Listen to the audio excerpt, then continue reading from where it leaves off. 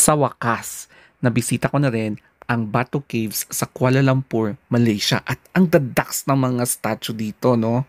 Umakyat nga din pala tayo ng slide tapos pumasok sa cave and nagpray sa kanilang mga hindugad. Kaya nagpaapa ako at nag-alay ng prayers. Ang pinakagusto ko dito ay tinikman ko yung authentic Indian cuisine na sobrang sarap at veggie meat lahat ng sinerve nila.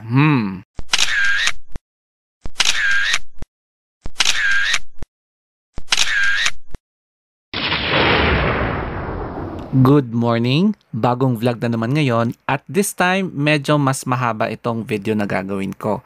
So anyway, magte-train tayo ngayon papunta sa Batu Caves. So yes, meron palang train papunta doon. Since malapit lang kami sa isang railway station dito katulad niyan, pupunta tayo sa Batu Caves. So excited talaga ako ngayon. Dito nga pala kami sa may Bukit Nanas na monorail station. Ang gagawin namin is pupunta kami sa may Central Station and then doon kami sa commuter train. So another train yon and yun yung didiretso papunta sa Batu Cave. So makikita nyo dito yung legend, o di ba? So gamit natin yung card and eto na, pupunta na tayo sa Batu Caves.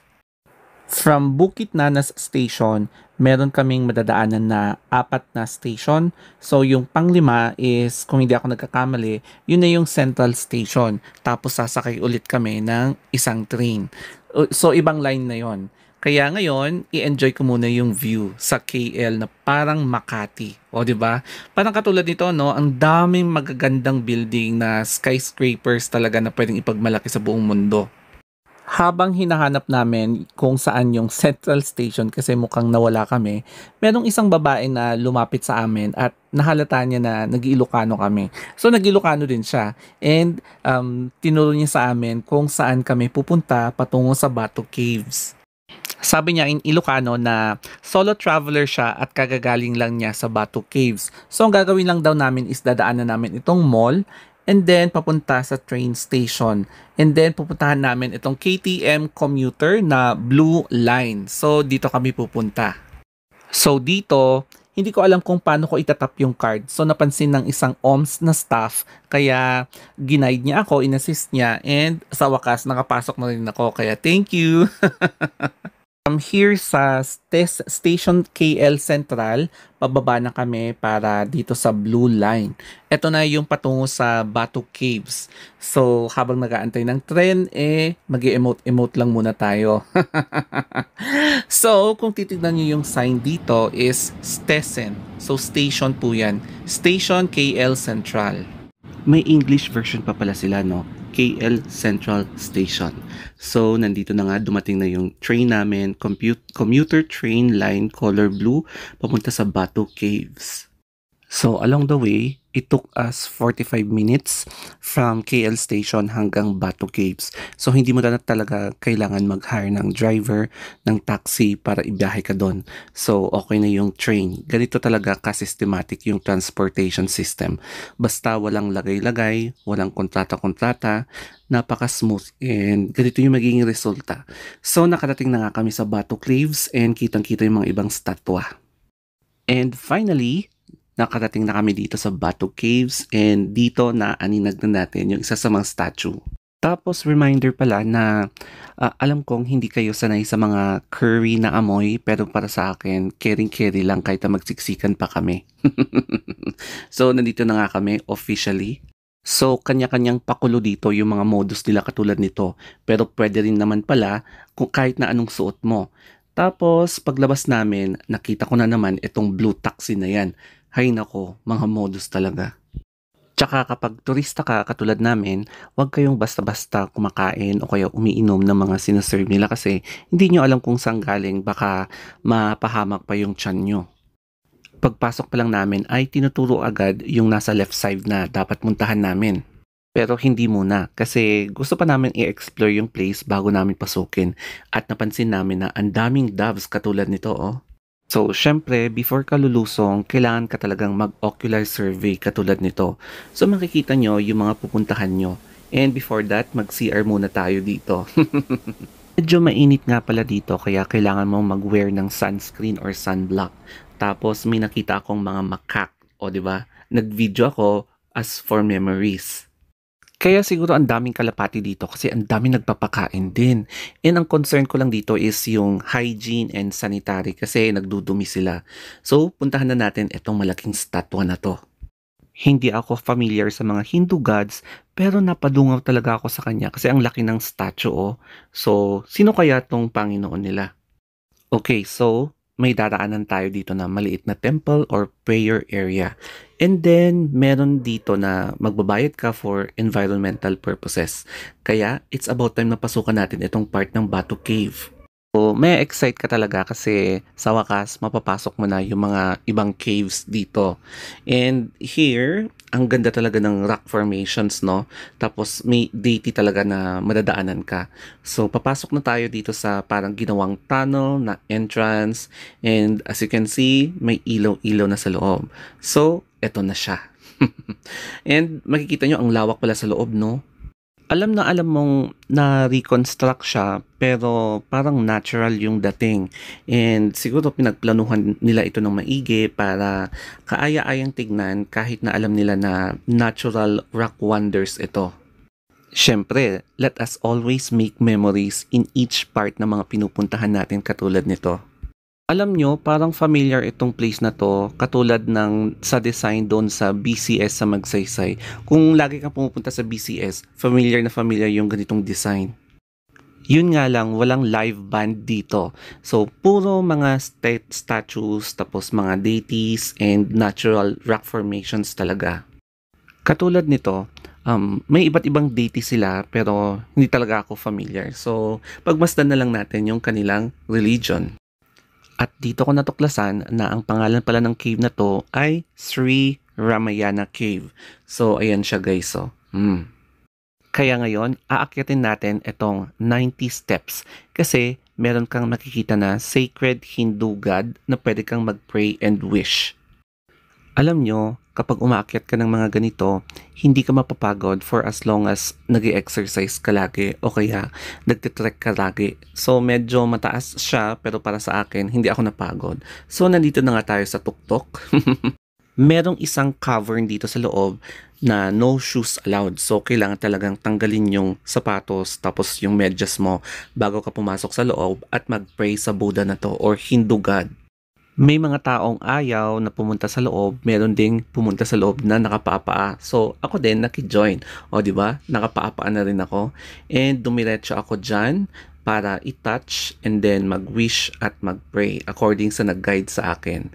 So, ayan guys. Siyempre, hindi ko sasabihin sa inyo kung ano yung winish ko, no? So, sana yung wish ko ay matupad and I hope na malakas din ang the power ng Hindu deity na to. So, it's a wonderful experience, memorable experience. Kaya, thankful din ako na nakapunta na ako dito at least once in my lifetime. Alam nyo ba, nung pagkabalik ko from that cavern, biglang dumaan sa akin ang dove na to. So, ano kaya ang ibig sabihin nito? After nating mag-wish at mag-alay ng prayers, kailangan na nating sumulong dito sa stairs na to, do? 'Di ba nakakatakot siya, pero worth it naman, no? May falls pa akong nakita diyan on the way. So magpapakit lang muna tayo ng konti. Konting mythology. So, once upon a time, merong isang hari na pangalan niya ay Sugriva. Tapos nagkaroon ng biglang war. And then, nung ginigising siya ng mga soldiers niya, natutulog, nagpapataba, ganyan. And then, hanggang sa nilusong na sila ng mga kalaban. Hanggang sa naubos sila, pati si Sugriva. So, correct me if I'm wrong, Ngayon naman, pasukin na natin itong Chakra Cave. So sa tingin ko, baka madadagdagan ang mana powers ko or mana reserves at lalakas ang aking magic powers. Paglabas ko sa Chakra Cave ay nakaramdam talaga ako ng paglakas ng aking mana tapos nadagdagan yung aking Chakra power. O, di ba? So nadaan na namin itong andaming ulo na Hindu god. So sabi siguro niya, puntahan na namin yung mga ibang tourist spot. Sa main temple ay may nadaanan na naman kami na maliit na temple katulad nito and bawal ang shoes. May mga nadaanan kaming mga nagbebenta ng street foods at palamig pero dahil sa nakita naming unhygienic ay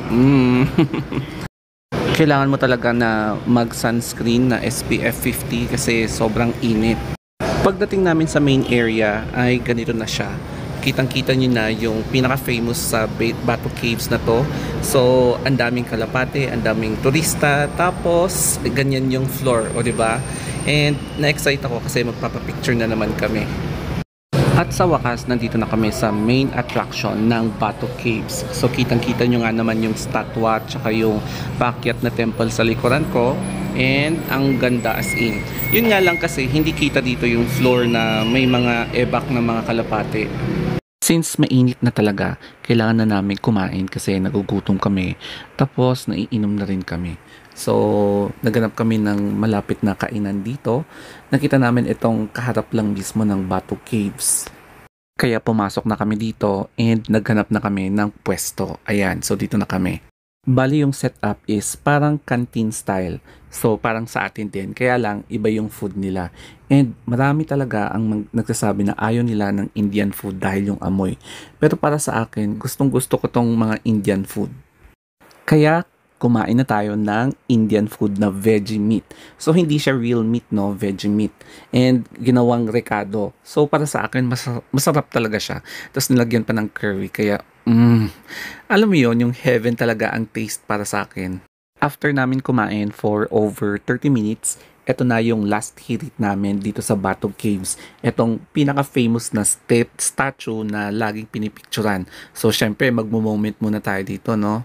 Hindi ko lang alam kung ano yung exact name ng Hindu god na ito. So, syempre, magkakaroon tayo ng moments ulit. So, di ba ang laki ng statue na yan? Kaya, hindi ko to makakalimutan. And syempre, balak natin na akyatin itong hagdan na to. Kasi, part to ng pilgrimage kapag Hindu ka.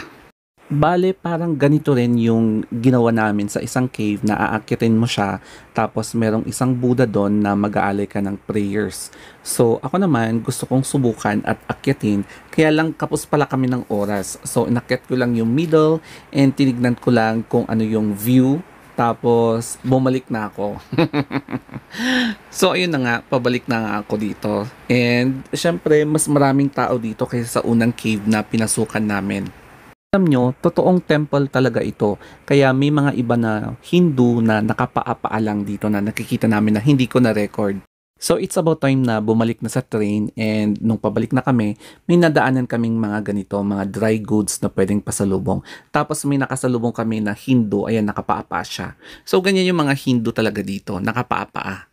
Tsaka hindi na namin inakyat itong nasa right side kasi kailangan magpaa-paa ka and ang daming ebak ng mga birds. So, nandito na kami sa train station and yes, kadikit lang ng entrance etong train station or tinatawag na Bato Caves train station ng commuter line color blue ng KL.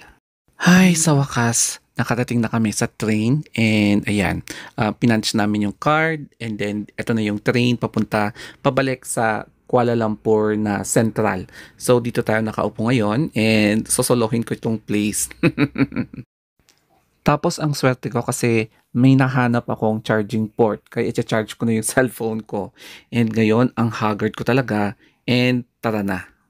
Kaya thank you so much ladies and gentlemen. Sana nag-enjoy kayo sa ating trip papunta sa Bato Caves na located pa rin, sakop pa rin ng Kuala Lumpur. So sa mga bagong nanonood sa video ko, I hope na mag-follow kayo o kaya mag-subscribe kayo if ever lang naman na nagustuhan nyo. So dito na nag-e-end ang ating video. Another video na naman mamaya o kaya bukas. So goodbye!